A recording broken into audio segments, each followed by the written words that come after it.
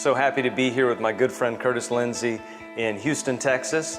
And Curtis leads a successful civil construction company. We're going to have you come to Cincinnati. We're going to get to sit together and invite business leaders to come October 28th and share more of what God has done in our relationship and how business and ministry come together. That's going to be a fun time.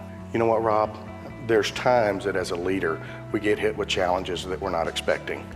And I remember in 2009, 2010, our business took a hard hit.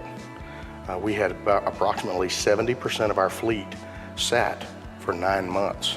And that's a challenge, and you remember that time. We walked through that time together. And you know, I began to seek out God's wisdom on choices that I need to make and hard decisions that I needed to make. And we saw God come to the table and answer some really hard questions for me. And in the middle of that, I grew spiritually, because as I began to invite the Lord into the middle of some really hard situations, God gave me wisdom, and God gave me some answers to some things that I needed help with. It's been neat because there's been many times where we've texted back and forth, talked back and forth. We talk about family, talk about kids, talk about leadership. And there's so much and so many parallels between leading business or leading in a school or leading in education, leading in a church. You know, leading a business is hard.